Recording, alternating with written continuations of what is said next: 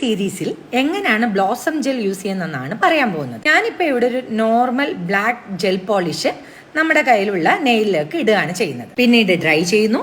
Dry ചെയ്ത നെയിലിലേക്ക് blossom gel polish normally ഇത് കാണുന്നത് പോലെ, വീഡിയോയിൽ നിങ്ങൾ കാണുന്നത് പോലെ ഉപയോഗിക്കണം. ഓക്കെ, ബ്ലോസം ജെൽ ഡ്രൈ ചെയ്യാൻ പാടില്ല.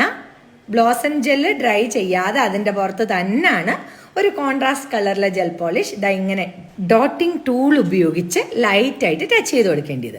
ഇതിൻ്റെ ഒരു പ്രത്യേകത എന്ന് പറഞ്ഞാൽ നമ്മൾ ടച്ച് ചെയ്യുന്ന ഉടനെ തന്നെ ആ ജെൽ പോളിഷ് ബ്ലോസം ജെല്ലിൻ്റെ മേലെ സ്പ്രെഡ് ആകാനായിട്ട് തുടങ്ങും. അത് തന്നെ സെൽഫായിട്ട് ഒരു ഡിസൈനിലോട്ട് എത്തിച്ചേരും. കണ്ടോ, ഇതുപോലെ. ഒരു സെക്കൻഡ് ടൈം വെയിറ്റ് ചെയ്ത ശേഷം നമ്മൾ അതിനെ ഡ്രൈ ചെയ്യുന്നു. 60 seconds ആണ് ഇതിൻ്റെ ക്യൂറിങ് ടൈം. അതിനുശേഷമായിട്ട് നമ്മൾ ചെയ്യേണ്ടത് ടോപ്പ് കോട്ട് കൊടുക്കുക എന്നുള്ളതാണ്. ടോപ്പ് കോട്ട് ഭംഗിയായിട്ട് തിൻ ലെയറിൽ കൊടുക്കുക. ശേഷമായിട്ട് വീണ്ടും ഡ്രൈ ചെയ്യുക, മീൻസ് ക്യൂർ ചെയ്യുക. ഇങ്ങനൊരു സൂപ്പർ ഡൂപ്പർ ഡിസൈൻ കിട്ടി.